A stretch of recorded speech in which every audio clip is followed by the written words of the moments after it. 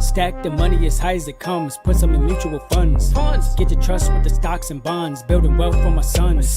Gold bricks by the ton. Yeah. Equity, here we come. Ooh. Getting bread by the buns. Yeah. Power moves on the run. Woo. This a different type of income. This a different type of income. Different. This a different type of income. Yeah. Get the hundreds, then we flip them. Flip. This a different type of income. Different. This a different type of income. Ooh. This a different type of income. Yeah. Get your mind right and get some.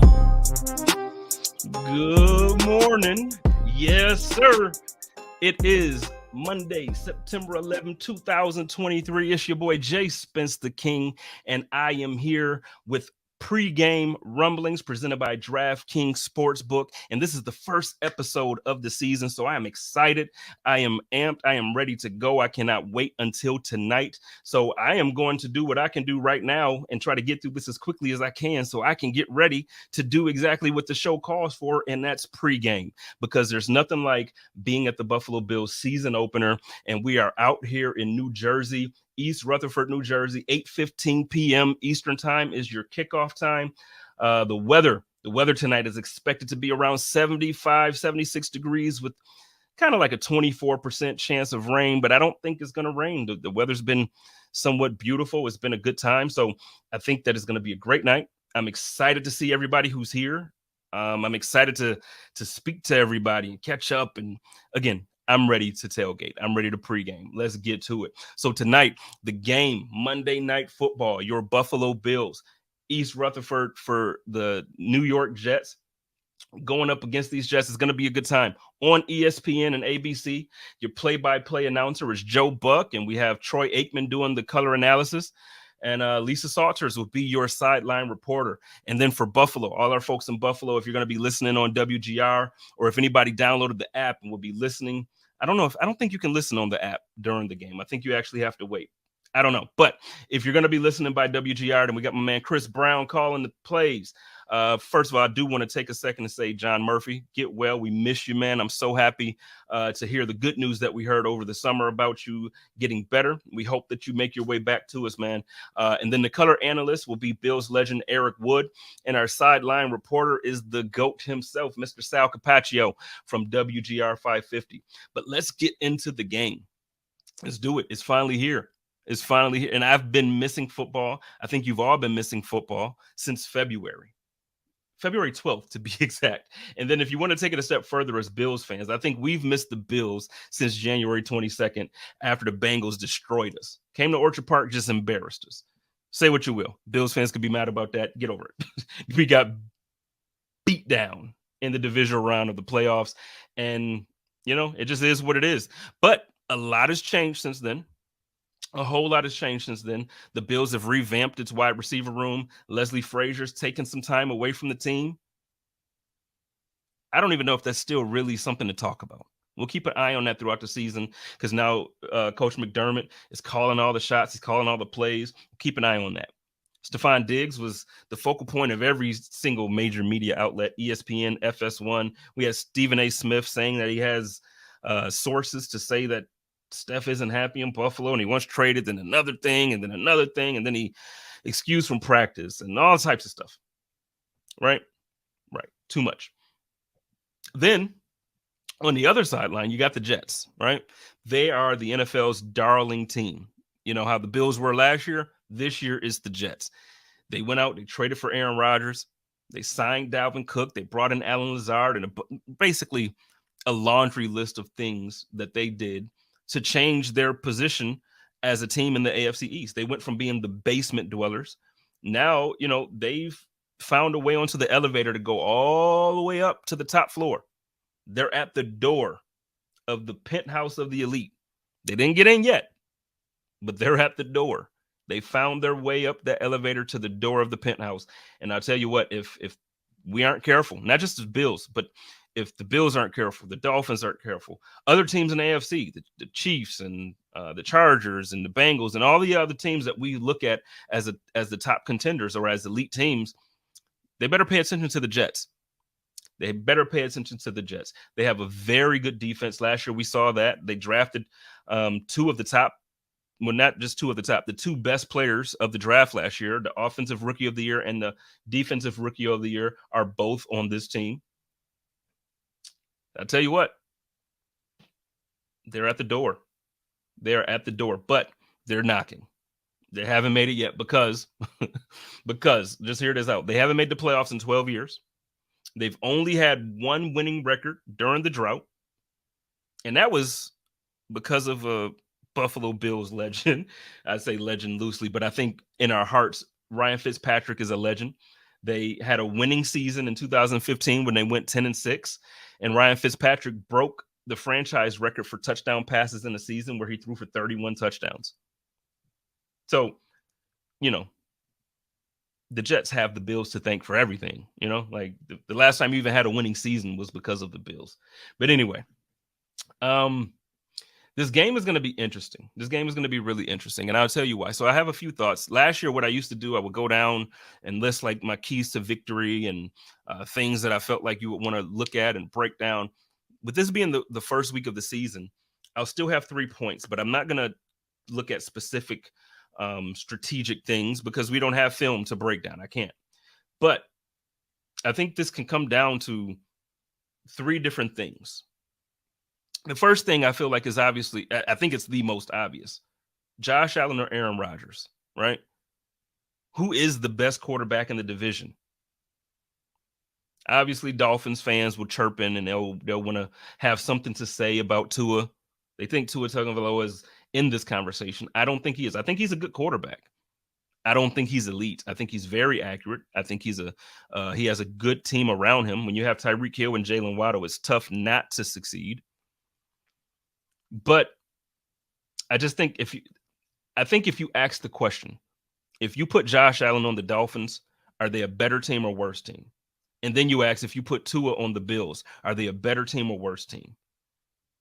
If you answer it the way I think you did, then you have your answer, that Tua doesn't belong in this conversation with Josh Allen and Aaron Rodgers. That's how I look at elite quarterbacks.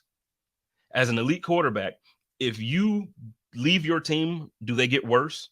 And then as an elite quarterback, when you go to another team, does that team get better? Will Josh Allen, if he went to the Texans, are they a better team? You bet your ass.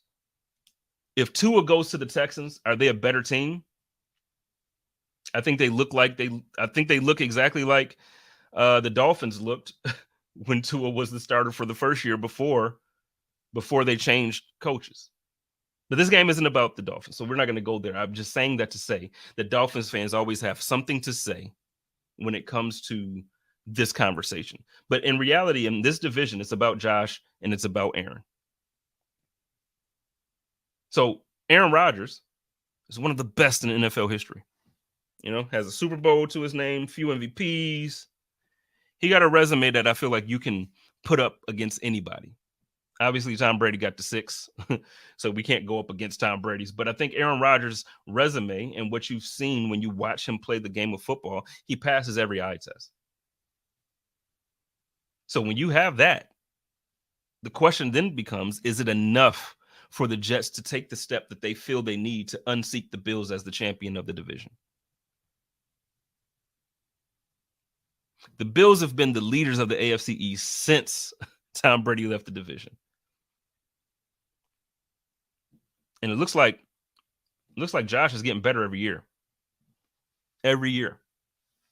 So for me, this game comes down to, and really not just the game, the season comes down to which quarterback will perform the most or the best, and then which quarterback throughout the course of the year will turn the ball over the least.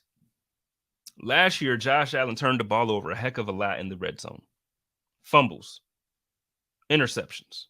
Before last season, I think Josh Allen had the record for like most attempts in a red zone without a turnover or something insane. Him and Lamar Jackson had that. Both of them had that for a while. And then Lamar threw his first one against the Bills in the playoffs. But then it seems like last season, Josh just,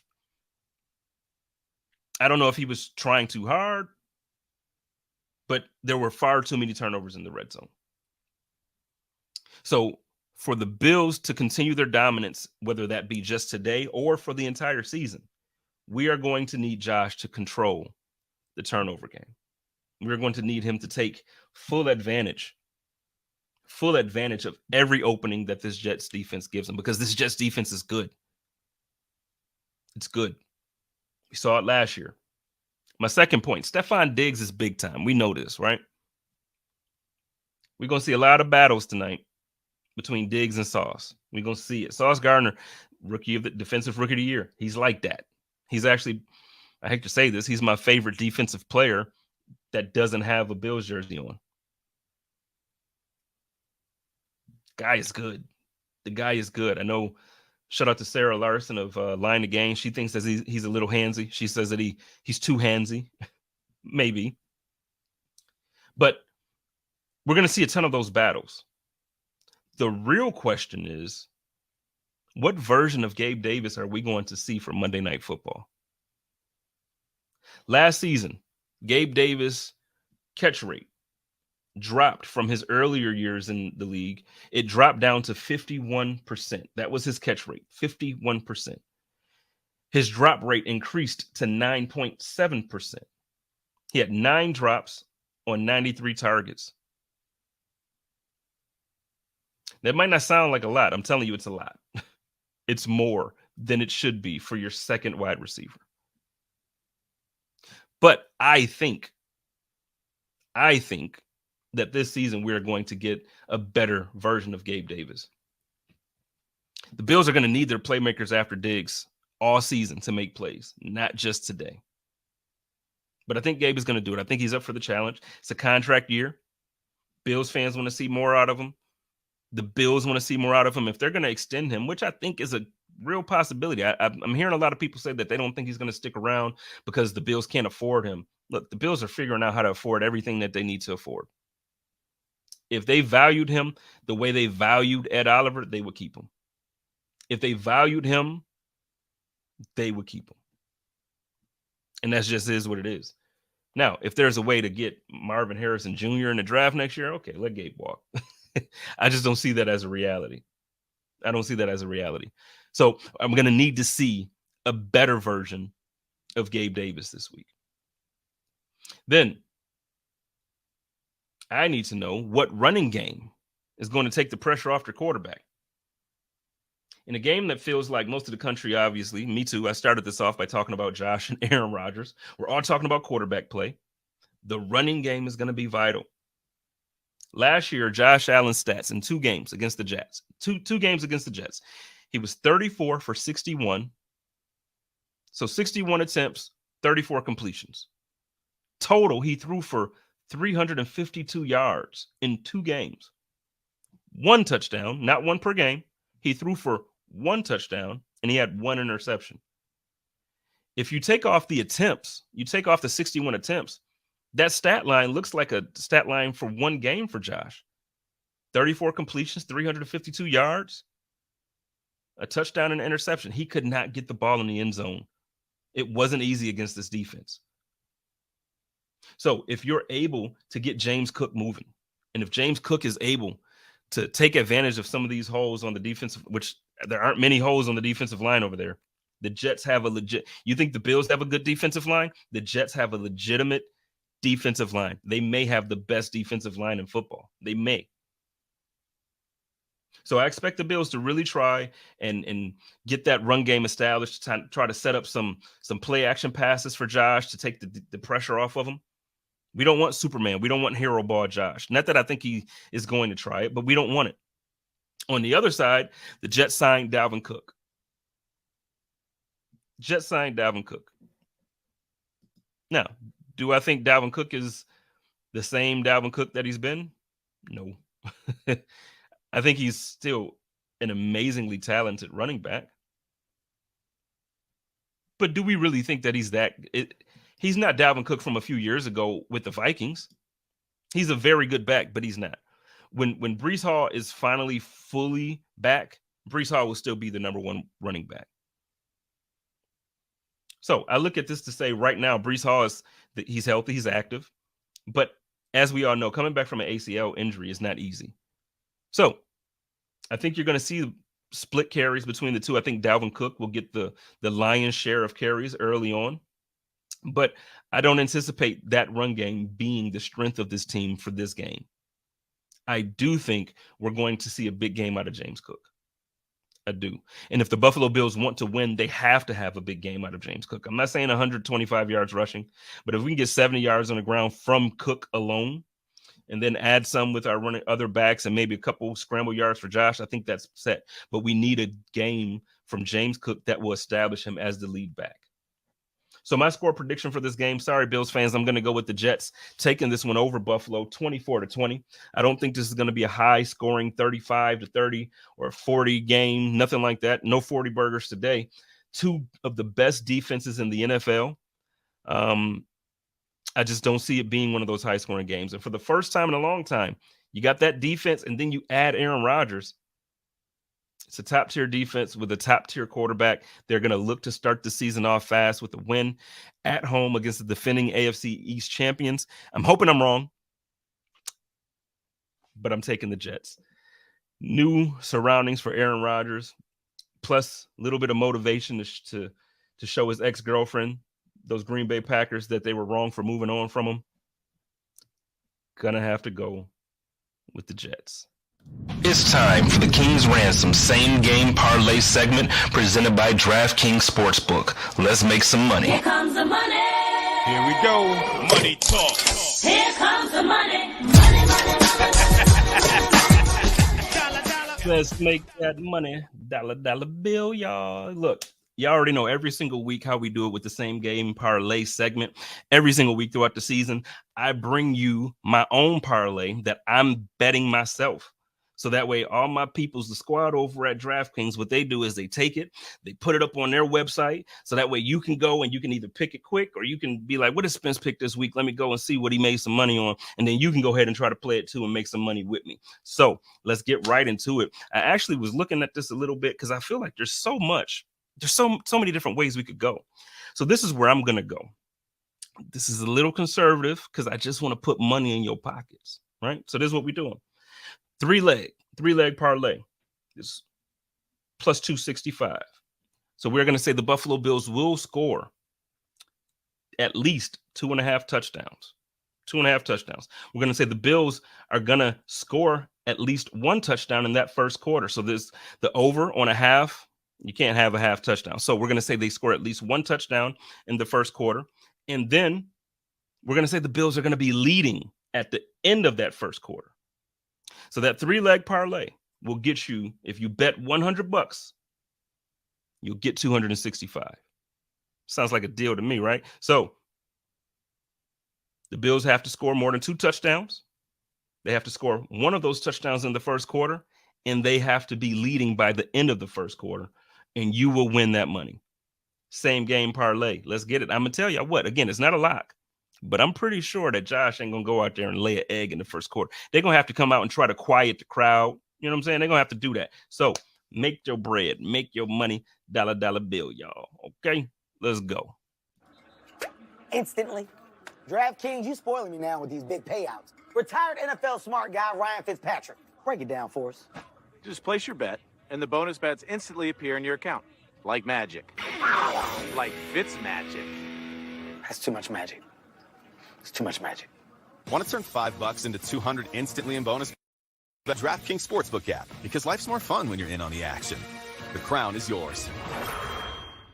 All right, ladies and gentlemen, you already know I got the man that needs no introduction. I have all-pro, Buffalo Bills safety, all-pro, Pro Bowl player, whatever accolade you want to talk about, my guy has it. I got all-pro Poe in the building. What's going on this morning, man? Hey, man, how you doing, man? I appreciate you having me on, dog. It's gonna be electric tonight, man. We're excited. It's gonna be it's fun. But I got to answer some questions for you first, bro. So, what you got for me?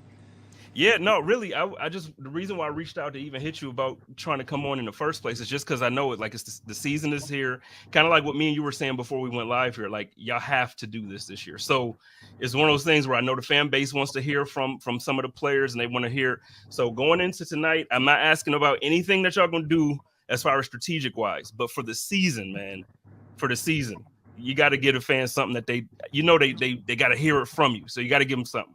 Absolutely. How you feeling about the season? Oh man, I'm feeling great, man. It's been an amazing training camp.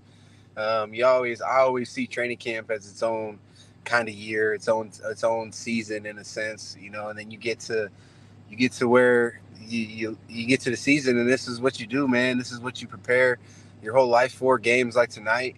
And you know, and man, we are extremely hyped for this year. We know we got a good football team, you know, and it's just just got to continue to evolve. You know, evolve as an individual, evolve as a team, and you know, there's going to be some adversity throughout the season, but be able to handle it and stick together. And you know, hopefully we come out tonight and start the season off with a victory, man. But we are ecstatic for the season, man. We're gonna play physical. I'll tell you that. We're gonna play physical.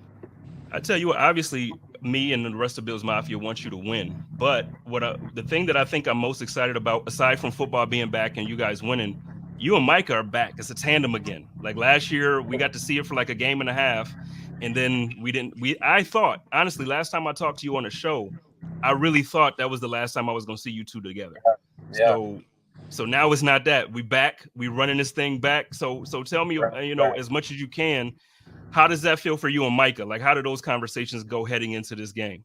Man, you know, it's kind of, I had media last week, and you know, they were asking me, you know, they told me a stat. I don't even know if it's a stat, but you know, after this Monday night, it'll be like the highest like starts that two safeties have had together for for a long time. You know what I mean? And wow, it's pretty, you know, to say you're going to play with not just a teammate but a friend for, you know, 7 years going now, and to have the success that we've had. And obviously, you know, you want to get the Super Bowl. That's the ultimate success. But you know, to see where we were and how far we've come, and just, you know, being leaders on this football team, and for, like, man, it's surreal, bro.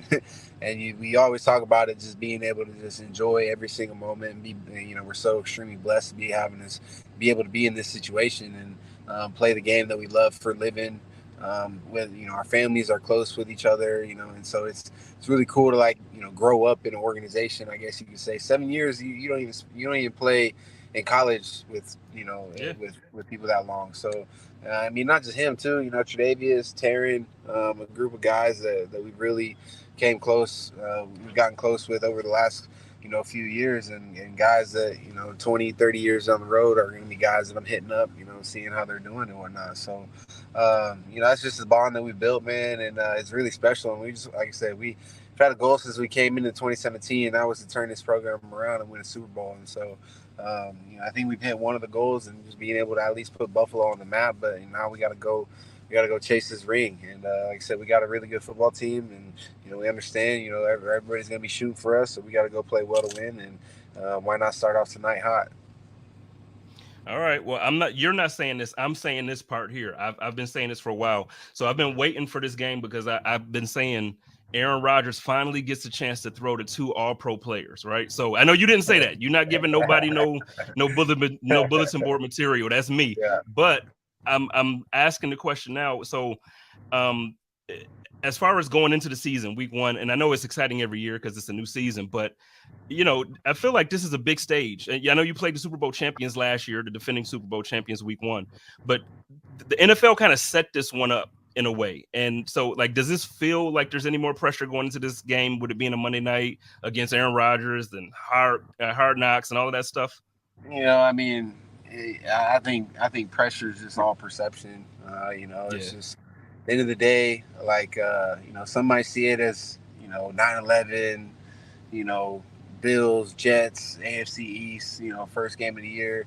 Yeah, is it a big game? Of course, every game is a big game. You know, and I played in this game long enough to understand that exactly. You know, whether you're playing on a Thursday night, a Monday night, you know, Sunday afternoon, they're all big games, and you know, you don't ever want to put too much pressure on a game, you know, and you know, that's when you kind of play tight, and you're not trusting your instincts and trusting your technique and your fundamentals, and you know, you're kind of making things bigger than it is. Don't get me wrong, like I said, it is a big game, but it's a big game because it's our next game, it's our first game, and it's the game that we're playing, you know. And as soon as this game's over with, you know, we go play the Raiders, you know, and that's going to be a big game too. So, you know, home opener, and you know, so it's just really, you know, just really taking it, I know it's cliche, but you can't sit here and for me to throughout all last week, I can't sit there each day and think about how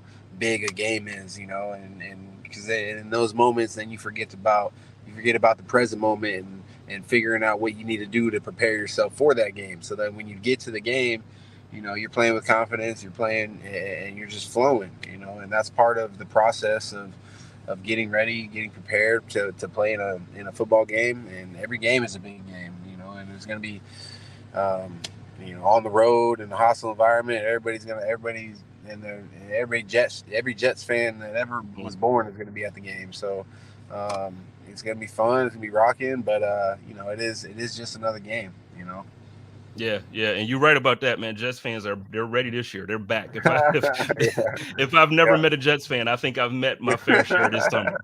Good grief, man. So, well, look, I ain't gonna hold you. I know y'all got a lot to prepare for tonight, man. So two last quick questions. The first one that I'll ask here, to flip it now. We talked about defense. We talked about you and Micah and Trey.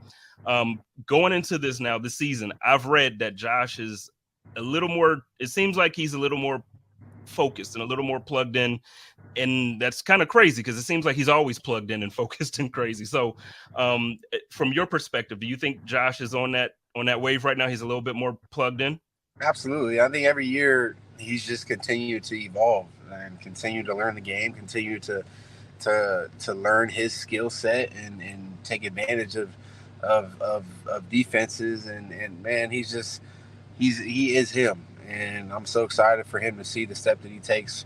Each year he's taking a step. A huge step. And right now you could argue he is one of the faces. I mean, he is the face of the NFL right now, and he walks around the building like it's no big deal, like as he should. Like he's our quarterback, just cracking jokes, like same old Josh. But when he does get out on the field, I mean, you could tell the command that he has in the offense is even at a higher level than it was last year. And him and Diggs and him and Gabe, him and Kincaid, like, they all, him and Knox, they all connect. And, it's fun to watch, and it's fun to go against all training camp. I'm glad that I can finally go against another quarterback.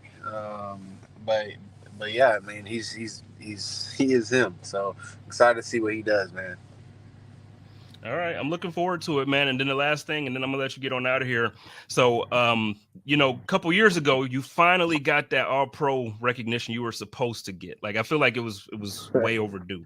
So I'm looking now. I'm on to new things. We're gonna get that All-Pro again. So I'm gonna tell y'all what. I'm gonna re-push this Poyer for All-Pro We Riot campaign. But did you know on DraftKings right now, you're for Defensive Player of the Year plus 20,000.